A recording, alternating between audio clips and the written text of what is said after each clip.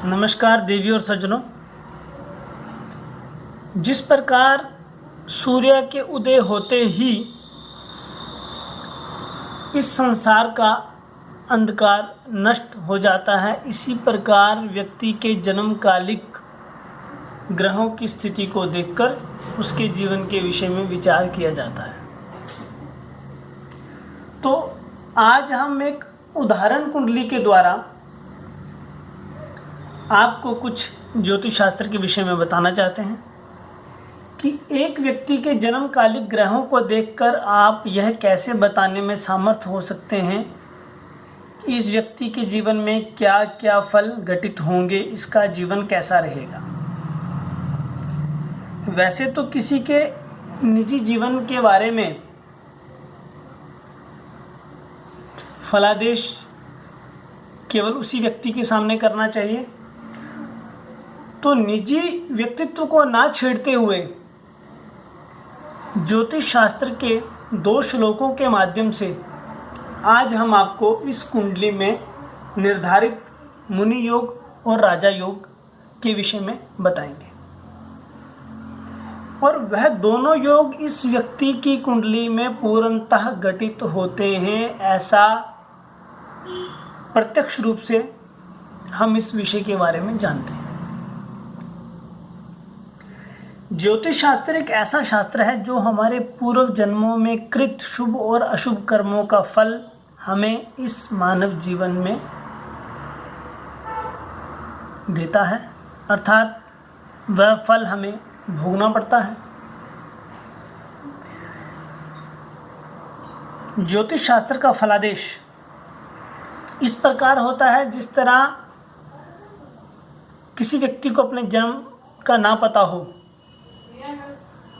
तो उसका जीवन अंधकार में हुआ, और यदि आपको उसका जन्म समय प्राप्त है तो आप उसके जीवन के बारे में पूर्णतः देख सकते हैं। अर्थात जिस तरह एक कमरे में अंधकार है तो आप उस कमरे में पड़ी हुई चीज़ें नहीं देख सकते।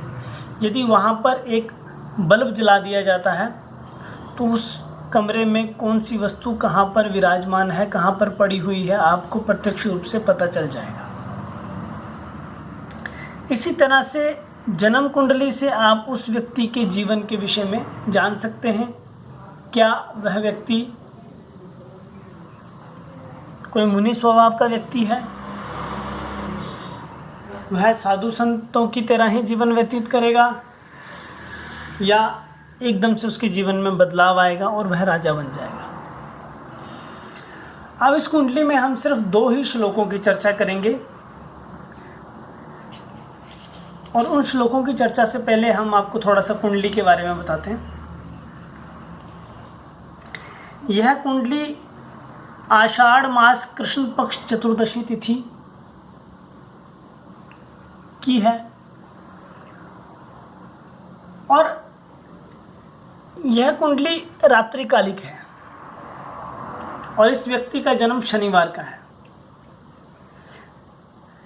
7 वारों में शनिवार का जन्म सबसे बुरा माना जाता है, अर्थात अशुभ माना जाता है। रात्रिकालिक जन्म भी अशुभ माना जाता है, और कृष्ण पक्ष की चतुर्दशी का जन्म भी अशुभ माना जाता है। परंतु जिस दिन ये 3 योग इकट्ठे हो जाएं, शनिवार भी हो, कृष्ण पक्ष की चतुर्दशी भी हो और रात्रि भी हो, इस समय में जिस व्यक्ति का जन्म होगा उस समय सर्वार्थ सिद्ध नामक योग होने से व्यक्ति का जीवन सफल रहेगा। अर्थात कुछ अधिक बुराइयों के मिलने से एक अच्छाई बन जाती है। वैसा ही इस कुंडली में भी है। इस व्यक्ति ने अपने जीवन काल में बहुत बुरे समय को भी देखा है, और वो सब बुराइयों को देखते देखते देखते देखते अपने जीवन में घटित होता देख देख आज यह व्यक्ति इतना सक्षम हो गया है कि अब इसके राजा बनने का योग आ चुका है। चंद्रमा हमेशा शुक्ल पक्ष में बलवान होता है। जैसा कि श्लोक में कहा गया है, अतिशय बलयुक्ता शीतगु शुक्ल पक्षे, अर्थात अतिशय बलयुक्ता शीतगु अर्थात चंद्रमा, शुक्ल पक्षे शुक्ल पक्ष में अतिशय बलयुक्ता बलवान होता है, अर्थात शुक्ल पक्ष में चंद्रमा अत्यंत बलवान होता है। बल विरहित मेनम प्रेक्षते लगन्नाथा, और यदि बल से हीन हो, जैसे कि इस कुंडली में व्यक्ति का जन्म कृष्ण पक्ष की चतुर्दशी का जन्म है और सूर्य के साथ अस्त होने से यहाँ पर चंद्रमा बलहीन हो जाता है, तो बल विरहित मेनम प्रेक्षते लगन्नाथा, अर्थात इस बलहीन चंद्रमा को लगनाधिपति मंगल देवता प्रत्यक्ष सप्तम दृष्टि से देख रहे हैं। यदि बल विरहित मेनम प्रेक्षते लगन्नाथा, यदि बल से विरहित चंद्रमा को लगन्नाथ अर्थात लगन के अधिपति मंगल देवता के देखने से यदि भवती तपस्वी, अर्थात ऐसा व्यक्ति ऐसा जातक तपस्वी, दुखित, शोक तप्तो अर्थात शोक तप्त, धन जन परिहीना, धन से और जन से परिहीन, अर्थात धन भी नहीं और सगे संबंधी होते हुए भी ना के समान,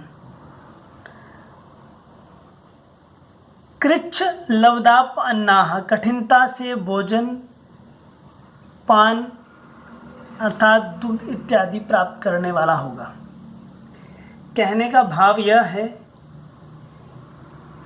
कि शुक्ल पक्ष में जन्म ना होने से इस व्यक्ति की कुंडली में सुख स्थान का अधिपति चंद्रमा बलहीन है और उसको लगन का अधिपति मंगल प्रत्यक्ष रूप से देख रहा है। उसके देखने से यह व्यक्ति तपस्वी हुआ। यदि लगनाधिपति चंद्रमा को देखे, किसको देखे? बलहीन चंद्रमा को, तो जिस व्यक्ति के चंद्रमा में बल ही नहीं है वह व्यक्ति तो तपस्वी ही होगा, मुनि ही होगा, साधु ही होगा। और जो व्यक्ति मुनि होगा, साधु होगा, तपस्वी होगा, नेचुरल सी बात है वह व्यक्ति दुखी भी रहेगा, उसे जीवन में बहुत से शोकों को भी सहन करना पड़ेगा। और जो साधु व्यक्ति होगा उसके पास धन कहाँ से होगा? साधु व्यक्ति का कोई सहायक भी नहीं होगा, तो ऐसा व्यक्ति बहुत ही कठिनता से अपना 2 वक्त का भोजन निर्वाह करता है, अर्थात इसे कहते हैं मुनि योग। अब मुनि योग होने के बाद इस व्यक्ति की कुंडली में दूसरा योग जो कि राजाओं वाला योग बनता है, वह कैसे बनता है? इसका बचपन से कोई भी सहायक ना होने पर भी एकादश में स्थित बृहस्पति पंचम दृष्टि से सूर्य और चंद्रमा को देखने से यह व्यक्ति यदि पैदा होते ही जंगल में भी छोड़ के आते तब भी यह पल जाता, तब भी यह 2 वक्त का भोजन इसको जंगल में भी मिल जाता। और इस व्यक्ति की कुंडली में शनि महाराज वक्री होकर पंचम दृष्टि से इस व्यक्ति के चतुर्थ भाव को देख रहे हैं, अर्थात इसे सीधा सुख ना होकर के लंगड़ा सुख जीवन में अवश्य रहेगा, अर्थात पूर्ण सुख ना होकर के अर्ध सुख बना रहेगा। और वही शनि महाराज वक्री होकर के सप्तम दृष्टि से इसके धन स्थान को देख रहे हैं, तो इसे स्थूल धन ना प्राप्त होकर के सूक्ष्म धन प्राप्त होता रहेगा। कब तक? जब तक इसके जीवन में राजा बनने का समय नहीं आया।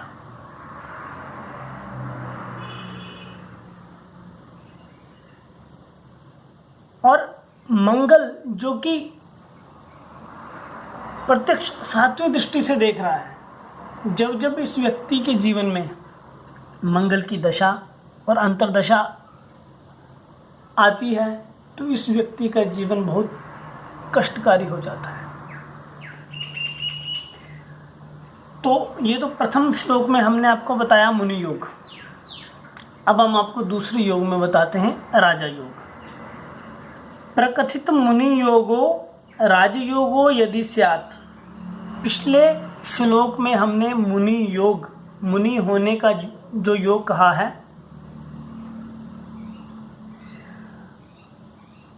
शुभ फल विपाकम सर्वमुन मूल्य पश्चात। वैसी कुंडली में यदि राजयोग भी हो तो कुछ अशुभ फल दूर हो जाता है। अब इस व्यक्ति की कुंडली में राजयोग भी है। प्रकथित मुनि योगो राजयोगो यदि स्यात्, अर्थात पूर्व में कहे हुए मुनि योग के साथ यदि इस कुंडली में राजयोग भी है तो शुभ फल विपाकम सर्वमुन मूल्य पश्चात, सभी समय को देखने के बाद इस व्यक्ति का मूल्यांकन ईश्वर कृपा से पश्चात बाद में इसे जनयति पृथ्वीशम, इसे जनता में पृथ्वीशम दीक्षितम, पृथ्वी का स्वामी दीक्षित किया जाता है। अर्थात ऐसा साधु व्यक्ति बाद में पृथ्वी का राजा बनता है। और कैसा राजा बनता है? साधुशीलम, अर्थात साधुशील, साधु के सौशील्य आदि गुणयुक्त राजा होता है। प्रणत नृप शिरोभी ही सपृष्ठ पादाब्ज युग्मम, यह ऐसा राजा बनता है जिसे सभी प्रणाम करते हैं, जिसकी अन्य सब लोग वंदना करते हैं। अर्थात ऐसा व्यक्ति राजा बनता है। जन्म की आदि अवस्था तक यह व्यक्ति साधु संतों मुनियों की तरह जीवन व्यतीत करेगा। अर्थात इसे आदि अवस्था तक धन का अभाव रहेगा, जीवन में बहुत से शोकों से संतप्त रहना पड़ेगा। इस व्यक्ति की आदि आयु तक किसी से मित्रता नहीं होगी, अर्थात कठिन समय व्यतीत करना पड़ेगा।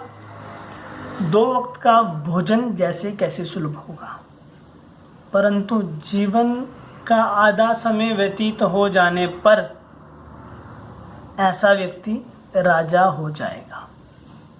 अर्थात इस व्यक्ति की कुंडली में बहुत अच्छे राजयोग भी घटित होते हैं, और वह राजयोग घटित होते हैं बृहस्पति और शनि से।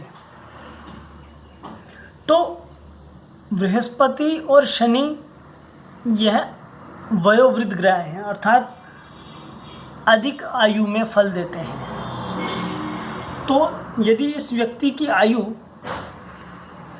हम 80 साल मान के चलें तो 40 साल तक इस व्यक्ति के जीवन में धनाभाव रहेगा। 2 वक्त का खाना बड़ी मुश्किल से मिलेगा, लेकिन 40 साल से लेकर 80 साल की उम्र तक यह व्यक्ति राजाओं की तरह जीवन व्यतीत करेगा। एक ही व्यक्ति में 2-2 योग घटित होते हैं। इसी तरह आपने जीवन में बहुत से लोगों को देखा होगा जिनका प्रारंभिक जीवन बहुत कष्ट में होता है, लेकिन आदि अवस्था बीत जाने के बाद उनकी कुंडली में यह राजयोग पूर्णतः लागू हो जाता है। तो यह राजयोग कैसे लागू होता है? जब कि लगन का अधिपति इसके चंद्रमा को देखने से मुनि योग होता है, लेकिन वहीं पे जब बृहस्पति महाराज देखते हैं तो वह मुनि से राजयोग बन जाता है। यह आज का विषय बहुत ही गूढ़ विषय था। इसे वही व्यक्ति समझ पाएंगे जो ज्योतिष शास्त्र के मर्मज्ञ हैं, जो अच्छे से जानते हैं।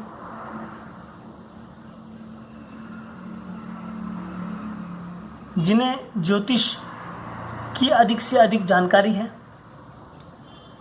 वह ही इस कुंडली के विषय में जान पाएंगे। तो हमने तो अपनी तरफ से पूरा प्रयास किया, सरल भाषा में समझाया जाए।